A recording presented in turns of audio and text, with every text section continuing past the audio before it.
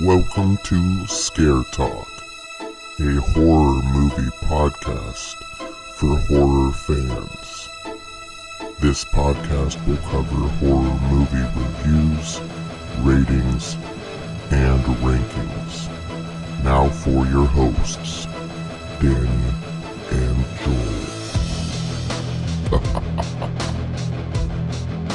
Joel.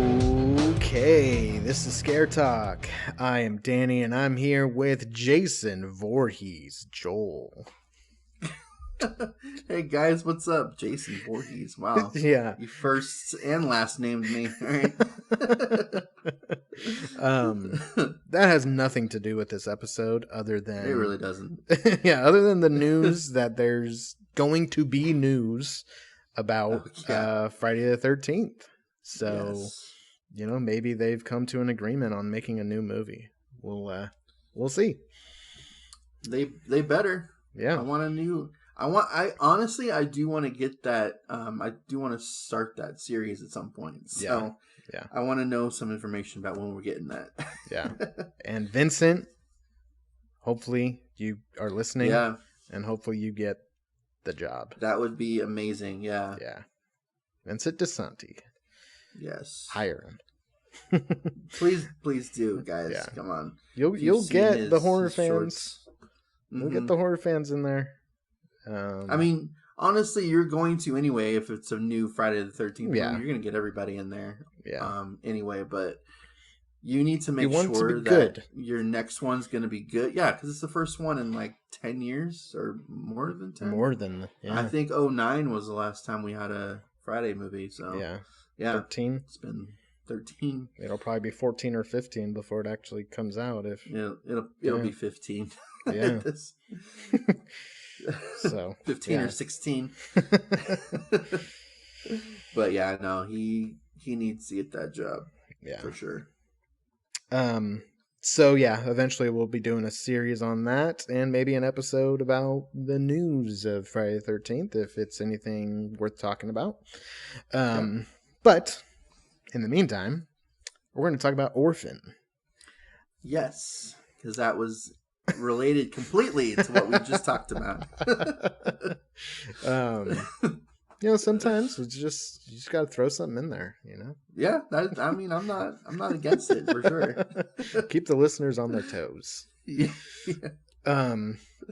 So yeah, Orphan was a movie that came out in 2009. Same year as Friday the 13th. There's your connection. Hey, perfect. That was the connection all along. Yep, that was the thought process right there. Yep. And for some reason, we are getting a sequel or a prequel. Actually, yeah, I'd be fine with a sequel. Yeah, because we're getting a prequel. I'm still confused about how they're going to do this, but yeah, all right. Yeah. So yeah, the prequel comes out soon. It's probably going to be out by the time this episode comes out. And yeah, so we went back and watched this original from 13 years ago. It's so random that this movie is coming out, but they must have something. It really is. They gotta have something. They have to, and I really hope it's not all like CGI. Have you seen the trailer? It's been a little while since I saw it, but yeah, it came out a couple of weeks ago, I think, and she looks older, which she is.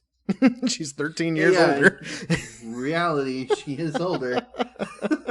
So, you know, if you guys don't know what we're talking about, the same actress who plays the orphan, who was like 9 or 10 years old in the original. Yeah, she was an actual child in this movie.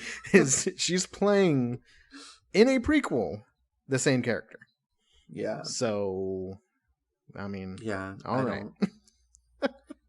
Yeah, she is a child playing... She's an adult playing a... Yeah, I was like... even younger child. But it's 13 years ago, so... Spoilers. Well, I guess not all throughout, because, I mean, we just said the biggest spoiler in the movie. Well, we didn't really say it. I mean, she was a little girl when she played the role back then, and now she's older. I thought you said that she was playing an adult. Oh, no. Oh, No. okay. Yeah, she was playing the girl, and now she's an adult playing an even younger girl. Yeah. So, okay. Yeah, they have to have something. Because, especially for it to be a prequel and have the same actress, they have to have something. It doesn't make any sense. It doesn't. It really doesn't. And who was asking for this movie? Like, I mean, I think a lot of horror fans like Orphan, but were people like, oh my gosh, they need to make a prequel to Orphan, like, or a sequel, like something else, like something. No, and it took them 13 years to come up with something, but I mean, it would have made more sense to do a prequel, like maybe 12 years ago. Yeah. When she was still a child. It's so weird. I mean, why wouldn't they just get another actress? Like you said, they have to have something. They have to have something. It makes zero sense right now. We got to get her on the podcast talking about yeah, that'd be great. When they talk to her about coming back for the role in a prequel, like what was going on in your mind? Yeah, what was that pitch like? And did you have any questions? Because I'm sure the entire horror fan base had questions. Yeah, I've had questions since it was announced. Yeah. All right, well, we'll talk about that movie next time. Let's talk about the original. All Joel, right. who is in it? So this one stars Vera Farmiga. She was in Running Scared, Bates Motel, and The Departed, along with the Conjuring movies and Annabelle Comes Home. So we've already talked about them. I didn't want to bring those. Like, why didn't you mention those movies? Because we've already mentioned them. And then Peter Sarsgaard, he's the husband.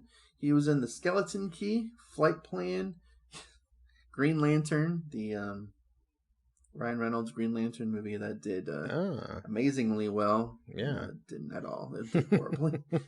So bad. And most recently, he was in The Batman. Yeah. And then we've got Isabel Furman. She is Esther. She is Orphan. Mm-hmm. She was in The Hunger Games. She wasn't in any other one, so I'm assuming she got killed in that movie. The Stephen King, because that was the whole Hunger Games was killing kids, and she was a kid when that movie came out. So she was probably involved in the Hunger Games. Yeah. Cell, which is that Stephen King short with Samuel L. Jackson and John Cusack. And a movie I'm confused about, but I'll talk about, Escape Room, Tournament of Champions. She was not in the theatrical release. Oh. But there is a it's connected. You actually have to buy the movie in order to get this copy of it. But there's like an extended, like it's supposed to be like a completely different movie altogether that they just decided to go with the one that we got in theaters.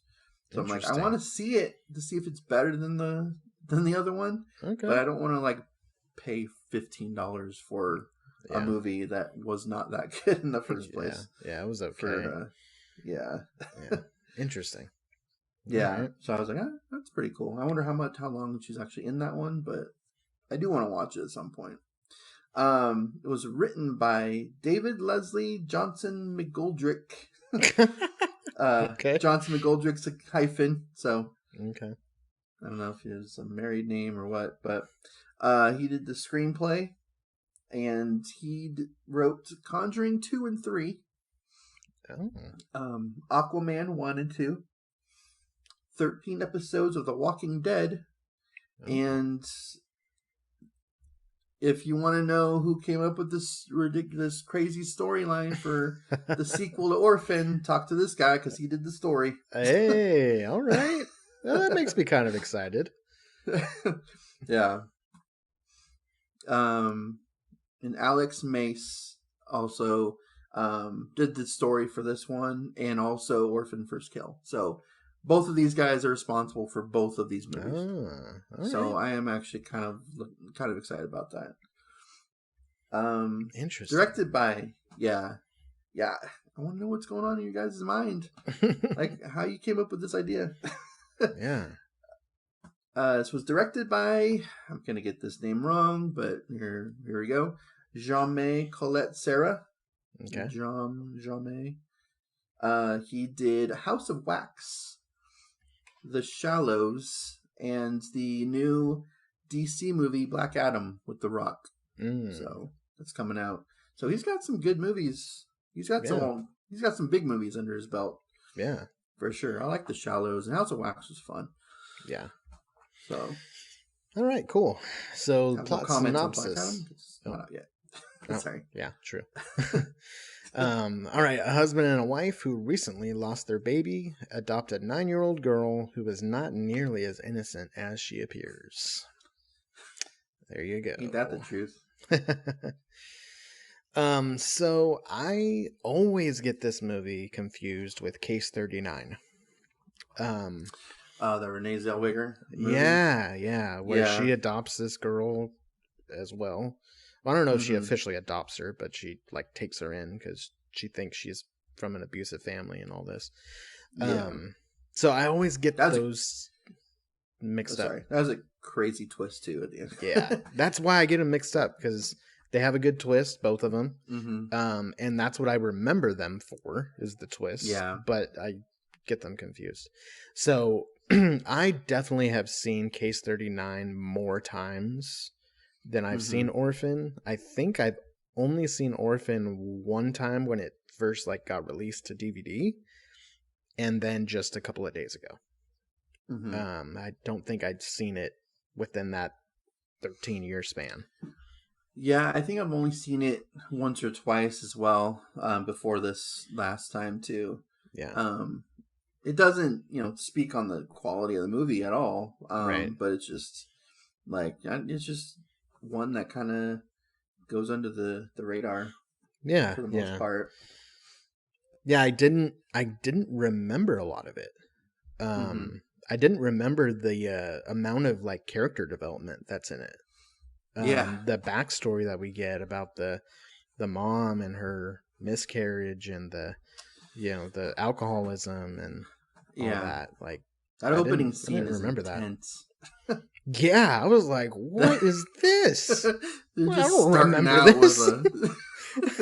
Like, how is this? What? Did I put the right movie on? And what was funny too was like toward the end of that scene, I'm like, okay, this has to be a dream, because the dad like has the video camera and he's like all excited. Okay. Yeah. I'm like, okay, I don't know what's going on, but this can't be real. Yeah, so I didn't remember a lot of this one. I remembered the twist. That's definitely what I remember, but I didn't remember a lot of the story. So, it's a good one. I really like it. Yeah, I really like it too. I don't know why it's a movie that just falls under the radar for a lot of people. Because it is a good movie. I don't know if there were just like better movies that came out around that time. I mean, it was fighting with Friday the 13th, so that's that could have been it right there. But there you go. But no, it is a really good movie. I really enjoyed. She should have had a better career. Yeah, because she did a really good job for being a child actress. Yeah. She got might the faces down and just like she looked creepy in a lot of this movie. Yeah. She might have the like Linda Blair treatment. Yeah, people just didn't want to cast her in movies. She could have been typecast as that really sucks if that is what happened, but who knows? Maybe she didn't really want other jobs. I don't know, but it's hard to know with kids because they have school and they got other stuff going on. So, but she did a great job. I mean, that scene when she's killing the like nun with the hammer. Oh my god. I was like, okay, this is intense. Yeah. And she just doesn't stop. She just keeps hitting her and hitting her and hitting her. Yeah. And that was intense. And that was a good hour into the movie. Yeah. When we got our first kill. Like, this isn't like your typical, kill a minute or kill every 10 minutes or whatever. There is a build up that I do really like in this movie. Yeah. The the whole story of like, the evil child or whatever, that's been done so many times. It's a pretty cliche story. At this point, yeah. Yeah. I mean, starting with like The Omen, Children going of Corn, forward. The Good Son. Yeah. A lot of movies like it. Yeah. But I feel like this one, the way the story progresses, the way her creepiness progresses, and the twist at the end really makes this one stand out, apart from like all those other movies. Yeah, definitely. Yeah. Yeah, I mean, especially that twist, because like you were saying, the whole, child killer thing has been done over and over. So that twist kind of, puts that to rest there. Yeah. The whole, what happens there. Which I don't know why I'm being so vague about it, since we said spoilers everywhere. She's an adult. Yeah. Yeah, they said she was like in her 30s or something, or she's like 30. Yeah, something like that. Yeah. She's got some like rare disease. Yeah. That's crazy. And when that scene was really cool too, when the doctor is explaining this while it's showing her like taking the makeup off and taking the teeth out, the like fake teeth that she had, and taking her like collar thing off to like expose the scars and stuff. And then after she did all that, she looked really crazy. Yeah. And so that was like that twist, like that's when a twist is done so well, when it's kind of like flashing back and forth, like you're seeing one thing that is then explained at the same time. Like Saw does a good job with this, where it'll like explain the twist while kind of showing you why the twist makes sense. Yeah. And this was the same thing, like how she can look like this and why she's like, as she's changing to her like actual appearance, what she actually looks like, because of the makeup and the teeth and all that. Yeah. So that was good stuff. Good stuff. Yeah, and it definitely was. She did so good. I did not like the dad. And, not like his acting or whatever, just his character. Yeah. The dad and the son, I didn't like either one of them. Really. I think I liked the son even a little bit less. He was just he was a pain. But I was kind of surprised that they killed off the dad. Yeah, me too. I was like, wow, okay, you're really going there. Yeah. All right.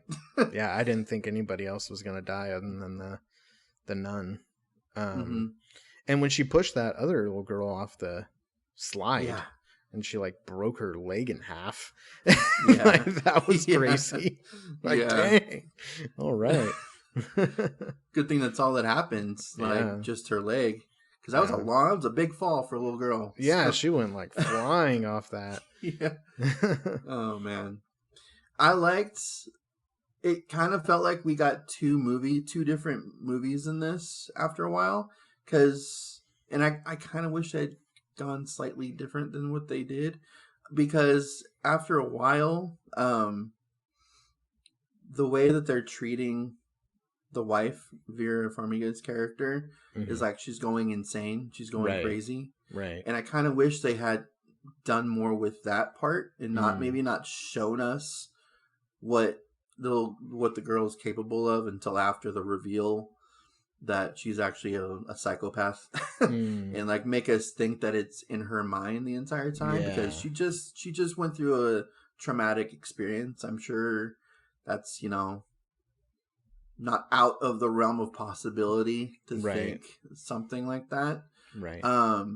So yeah, I was kind of hoping for more on that than we got, but I am glad that they they went there too.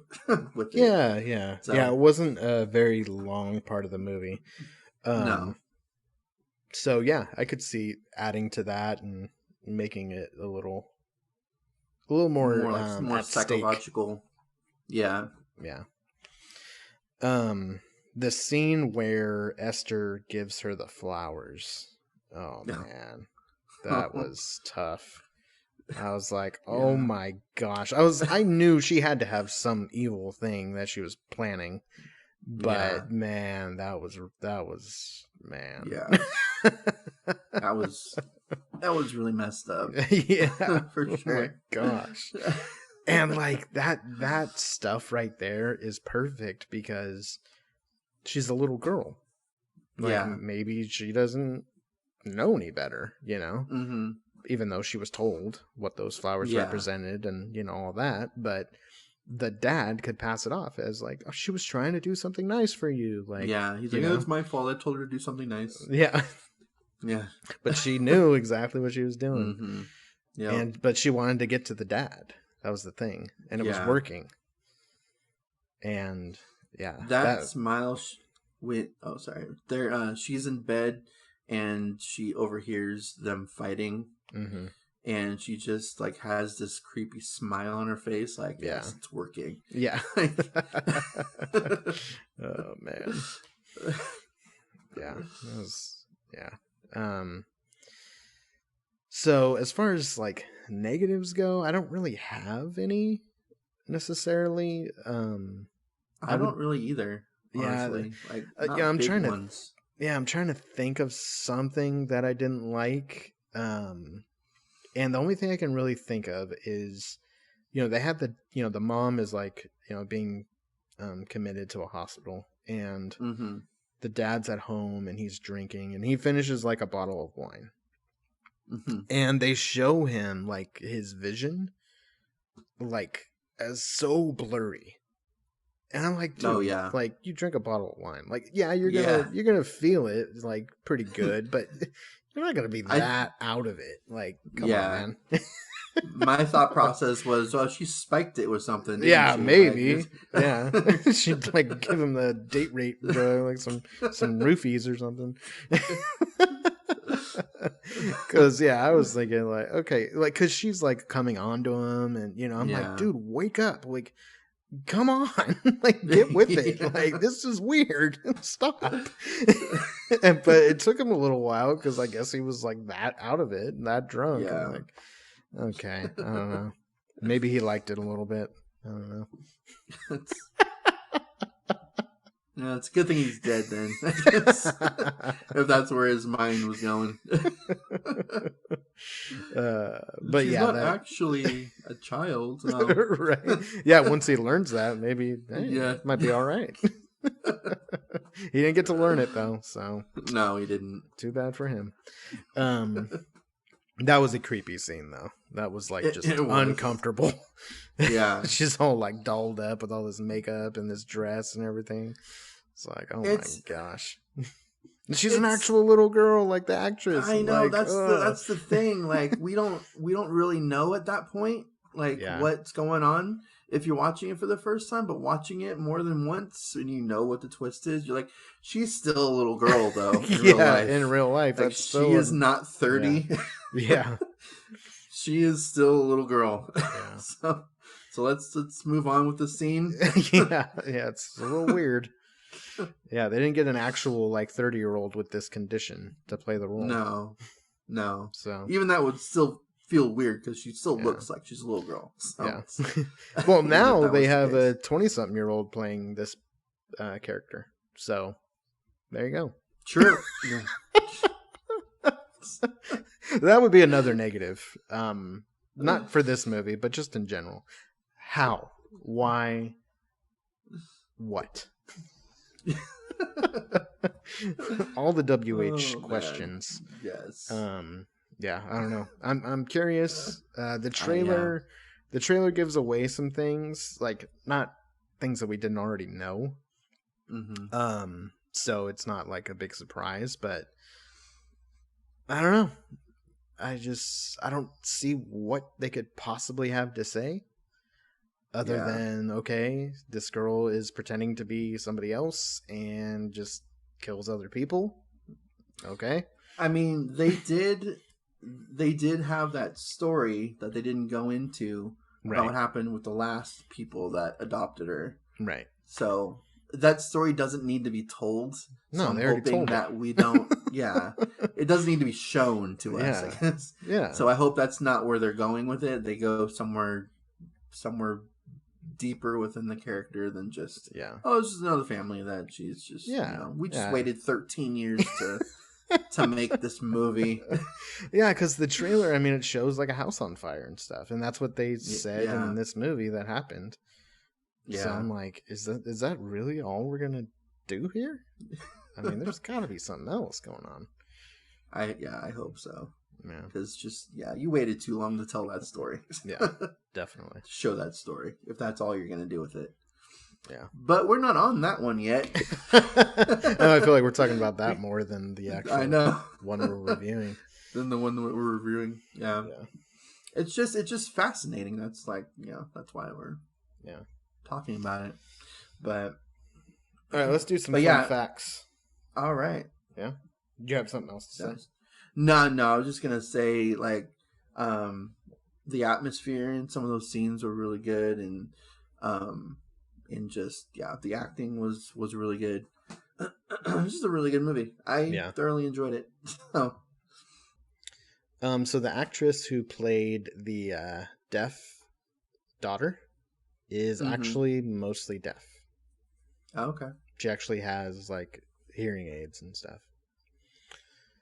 I was wondering if that was an intentional move on their part to have a deaf child be because it seems a little strange because it's a very small percentage of people that are deaf, especially that are like in movies and in shows and stuff, that it seems intentional to me. Yeah. When they actually put actors, characters have those conditions.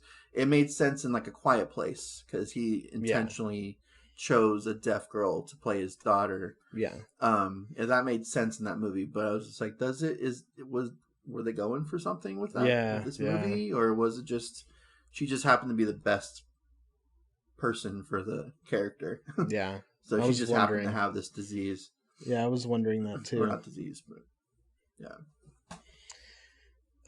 Okay, so the subtle uneasiness of the film's poster is due to the image of Esther's face. It is perfectly symmetrical. Half of her face has been mirrored to form a whole face. Huh. Yeah. So the poster is really just half of her face twice. Yeah. Which I guess adds to the creepiness of the poster. All right. I didn't even notice anything. It just looked like her face. All right, so the director allowed Isabel Fuhrman to do the swearing scene in which Esther informs Kate that she is aware that adults have sex. Oh, yeah. In 1 or 2 takes, so that she would not have to swear repeatedly. Okay. Once or twice is fine, but you're going a little crazy with swearing. But we'll film that kill scene. We'll do that about 20 times. Yeah, that's fine. But all right. Oh man. That's okay. That's a decision, I guess. All right. So, Warner Brothers edited the film's trailer to remove Esther's line, which says, "It must be hard to love an adopted child as much as your own," after receiving numerous complaints from adoptive parents and foster care organizations. However, the line still remains in the film. It's still in the movie, yeah. Yeah.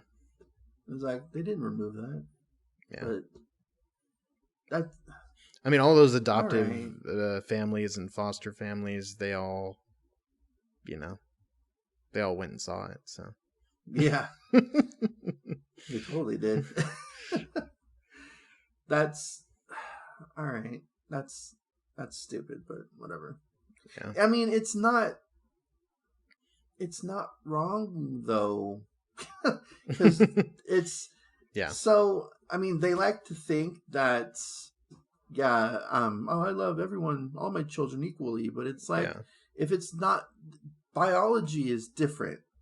Yeah. Biology is biology. This like you can love your kids all you want, like but there's going to be something slightly different between a biological child and an adopted child or a stepchild. It's just there's something different because it's not yours.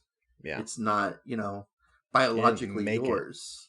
Yeah, exactly. So there's always going to be something there that is different, whether you want to see it or not. It's going to be there.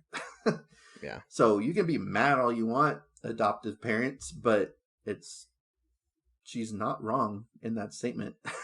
Yeah. Okay. There's a couple more things here. The screenplay for the film was actually written back in 2007, and it's in the 2007 Blacklist, which is a list of the most liked unmade scripts of the year. Yeah. So that's interesting. I don't know, most liked, but we're not going to make it. Like, why? That doesn't make sense. Out of all the ones that we're not going to make, we like this one the most. Yeah, exactly. This is the one that was closest to being a movie. Isabel Fuhrman won the 2009 Fright Meter Award for Best Actress. Oh, okay, that's apparently a thing. All right, that's a big one. That's like the Oscars for horror. Yeah. All right. That's all the trivia. Yeah, that's all the trivia. All right, let's rate it. All right. So, I really enjoyed this movie. I don't know why I've only seen it like once or twice since it came out. But now that I know that it's one that exists, I'm not going to forget about it. I'm going to probably watch it a couple more times. So I'm giving this one an 89. All right. I'm going 86. Oh man, close. Yeah. Good movie, good horror film, good tension. The two kills that are in it are good. They're very intense and gruesome. The twist, if you got a good twist, you're always gonna get me. Yeah. So, get both of us. Yeah. So I like that. Right. And we'll see what this next one brings. Yeah. Give us another twist. Yeah. She's actually somehow the same age. She's actually 9. We were wrong. Sorry. Well, maybe this new one takes place when she was actually 9. Because she was 9 at some point. Yeah, she was. But now she's being played by a 20-something-year-old. So a 9-year-old plays a 30-year-old, and now a 20-something plays a 9-year-old. Yeah. And it's the same actress. Man, give her an Oscar. It's pretty impressive. That's talent right there. Yeah, but I mean, from the trailer, it's pretty obvious that she's not 9 years old. Yeah. I mean, I don't know if she looks 20-something years old, but she definitely does not look like 9. Or like 7, actually, because she was. Oh, that's true. Yeah. Who knows how far back we go? Yeah. Oh my gosh. Okay. Well, we will talk about that later, in a few weeks, and yeah, we'll see how it is. All right, Joel. Let's get out of here. This has been Scare Talk. Sleep tight. Don't let Esther bite.